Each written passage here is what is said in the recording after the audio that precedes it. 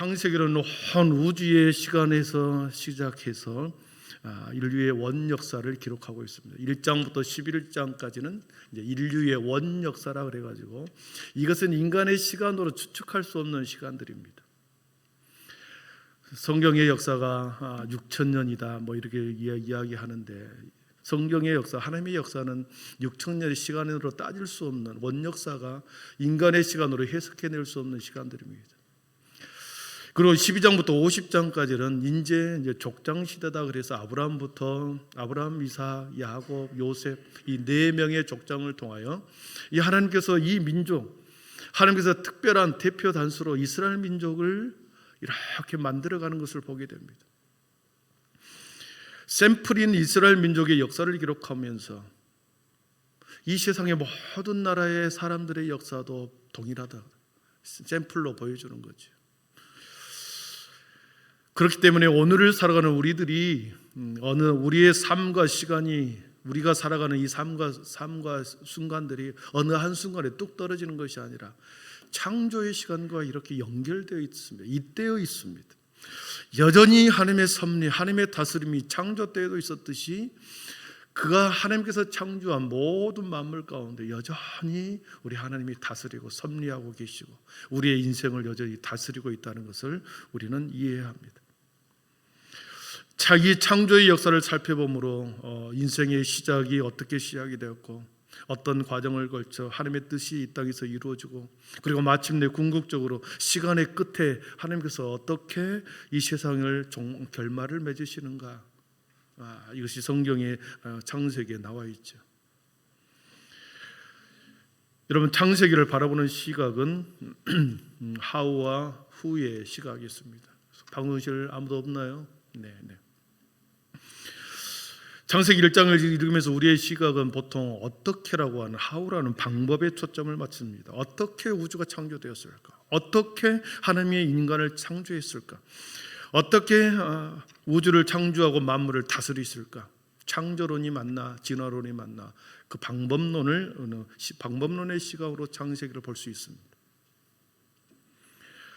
과학자들뿐만 아니라 신학자들, 철학자들도 모두 다 우주의 기원, 생명의 기원에 대해서 관심이 많습니다. 저도 청년 때 생명의 근원, 우주의 근원이 뭘까 고민하죠. 그러다가 우리가 믿음의 귀를 하는 게 아닙니까? 생명의 기원, 우주의 기원에 관심을 갖게 되면 가장 최초의 생명이 과연 무엇일까? 어떻게 해서 이 사람들이 지구라고 한 땅덩이에 저 많은 사람들이 이렇게 살아갈까? 첫 번째 생명의 근원이 뭘까? 우주의 근원이 뭘까에 대한 우리가 고민하게 되죠. 창조론은, 그래서 창세기 1장에 보면 정조론이 우리가 알 수 있는데, 각 종류대로라는 이 말씀이 나옵니다. 각 종류대로. 식물과 동물과 모든 이 땅의 생물들은 다 각기 종류별로 하나님께서 만드셨습니다. 셋째 날 창조하신 이 땅의 식물들에 대해서 셋째 날 식물을 창조하시는데, 그 12절을 한번 저 앞에 말씀을 보겠습니다. 같이 12절 시작. 땅이 풀과 각기 종류대로 심해진 채소와 각기 종류대로 씨 가진 열매 맺는 나무를 내니 하나님이 보시기에 좋았더라. 풀과 식물, 이 땅이 풀과 각기 종류대로 채소를 낼 때 종류별로 내었습니다. 배추는 영원히 배추잖아요. 무는 영원히 무가 된 무라는 거죠. 종류별로 하나님 창조했다. 종류별로 창조한 것입니다. 식물만 그런 것이 아닙니다. 요즘에 어떻습니까? 식물에 변형식물이 많이 생기죠. 유전자 변형식물들이 많이 나오지만 이것이 인간이 조작해서 만드는 식물이지, 하나님께서 처음에 만들 때는 종류별로 만들었기 때문에 이것은 진화론이 아니죠. 다섯째 날 창조하시는 이 땅의 생물, 바다의 물고기하고 하늘에 나는 새를 한번 보겠습니다. 우리 21절을 우리 같이 읽어보겠습니다. 같이 읽습니다. 하나님이 큰 바다 짐승들과 물에서 번성하여 날개 있는 새를 그 종류대로 창조하시니 하나님이 보시기에 좋았더라. 아멘. 어떻습니까? 큰 바다의 짐승, 뭐 고래라든가 악어라든가 수많은 상어라든가 바다의 큰 짐승들과 물에서 번성하여 움직이는 모든 생물, 물고기들, 수많은 물고기들을 종류별로 이렇게 하나님이 창조했다는 것이죠. 고등어는 깔치가 될 수 없는 거죠. 계속 고등어는 영원히 고등어죠. 여러분, 이 하늘에 나는 새도 마찬가지입니다. 수많은 종류의 조류들이 있죠. 날아다니는 새들도 있습니다. 참새는 영원한 참새라는 거죠.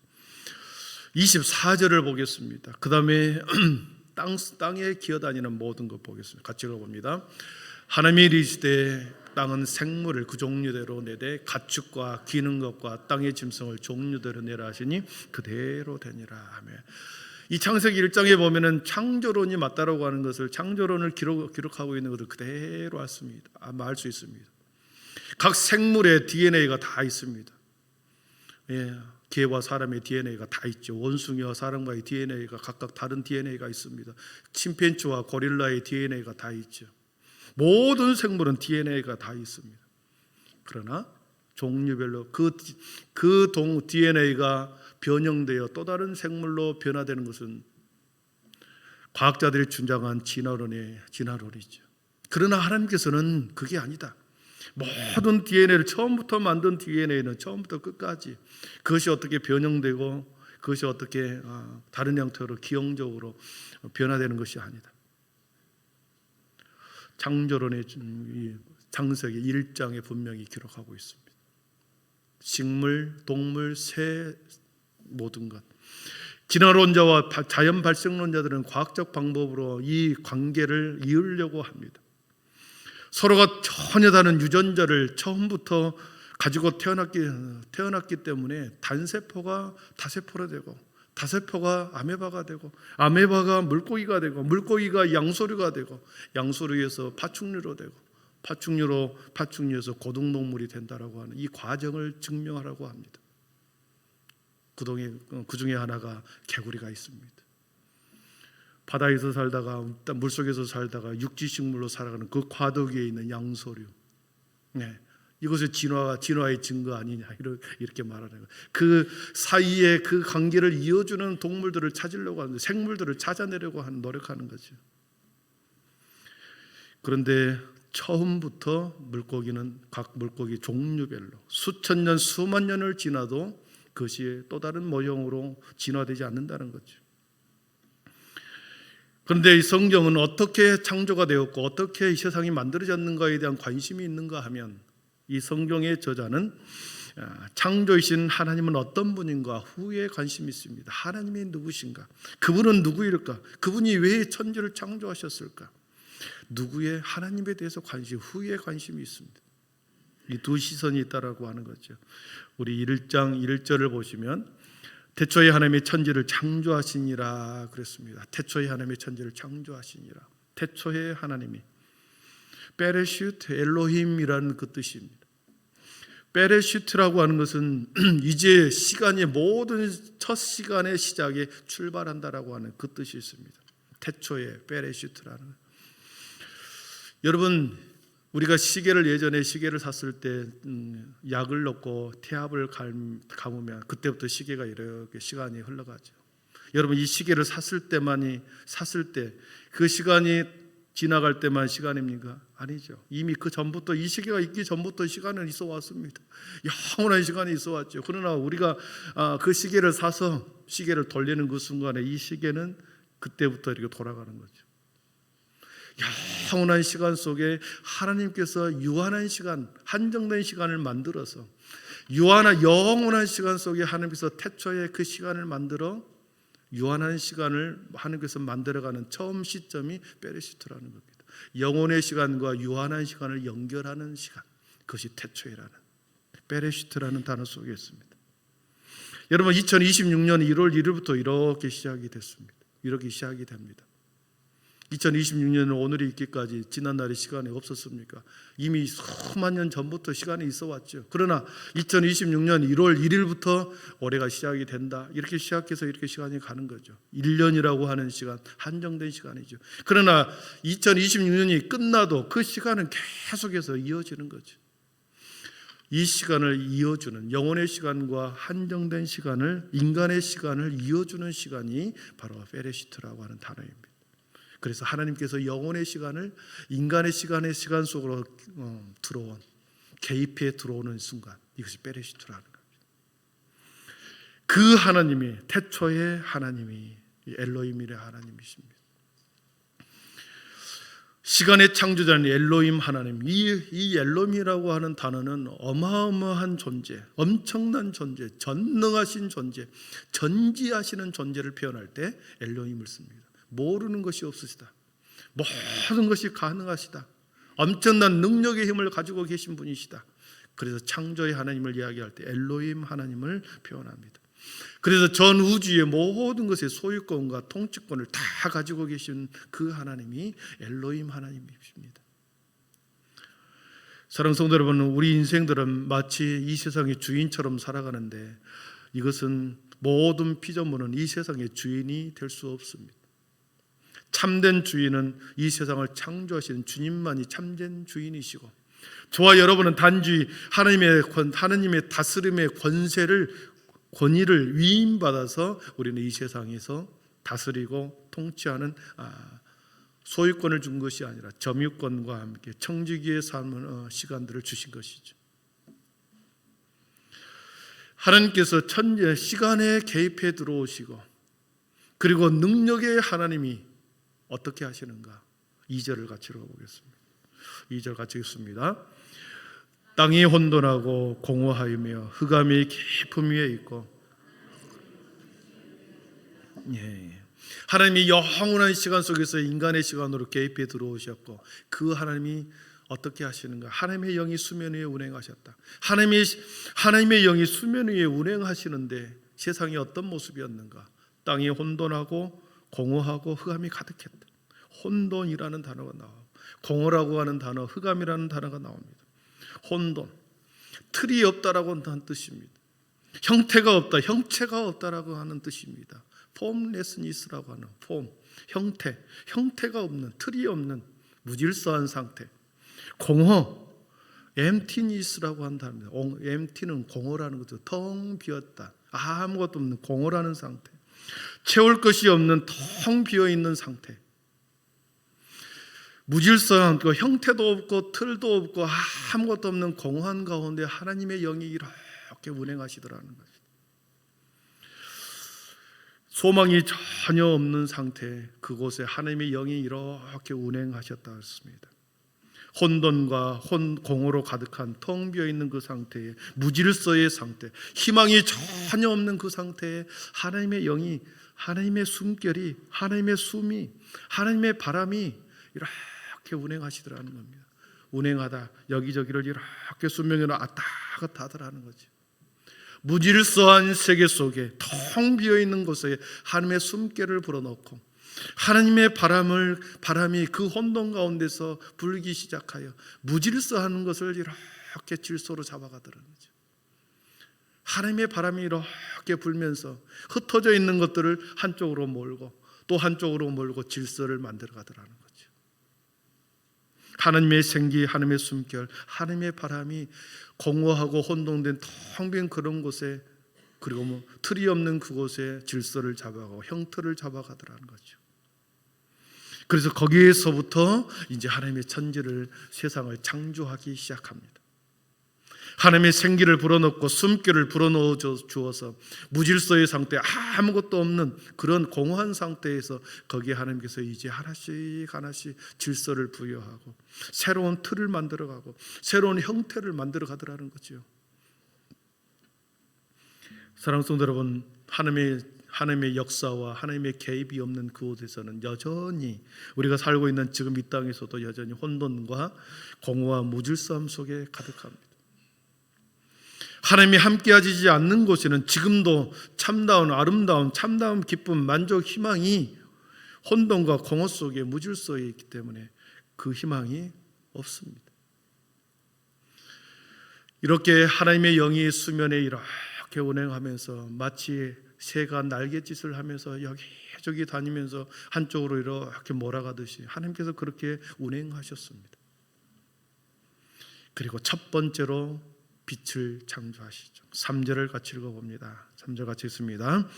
하나님이 이르시되 빛이 있으라 하시니 빛이 있었고 아멘. 빛을 창조하시면서 형태가 없고 공허하고 캄캄한 흑암 중에 있던 그때 어둠을 몰아내고 흑암을 몰아내고 무질서를 몰아내기 위해서 빛을 창조하셨습니다. 빛은 열을 내죠. 에너지입니다. 활력을 의미합니다. 빛이 들어오면, 에너지가 들어오면, 활력이 들어오면 모든 것의 원동력이 힘이 솟게 되죠. 그리고 드러나게 됩니다. 세상의 모든 것이 밝히 드러나게 되죠. 빛을 통하여. 그래서 하나님께서는 빛을 통해서 빛이 비추니 아름답게 변합니다. 빛이 비추니 서로 조화로움을 이룹니다. 캄캄함 속에서는 조화를 이룰 수가 없죠. 빛을 비추니, 생명의 빛을 비추니 사람들이 조화를 이루고 질서를 형성하게 되고 줄을 맞추게 되고 질서를 이어가더라, 형태를 만들어 가더라는 거죠.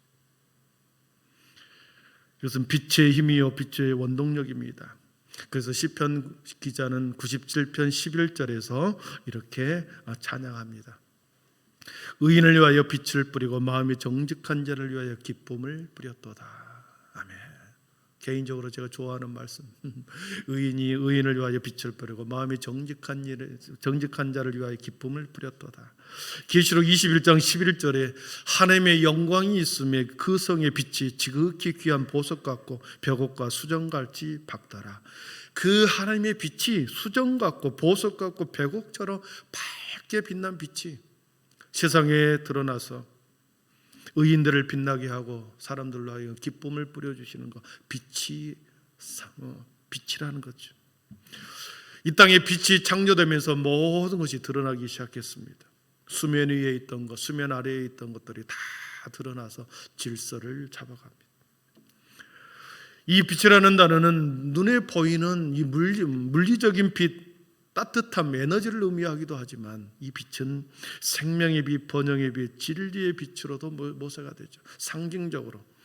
그래서 기독교는 말씀의 종교이면서 빛의 종교라고 말합니다. 진리의 빛의 종교, 생명의 빛의 종교, 소망의 빛의 종교. 올해 우리 교회 새로운 로고를 만들어서 이제 새롭게 가려고 합니다. 우리 로고를 한번 보시죠.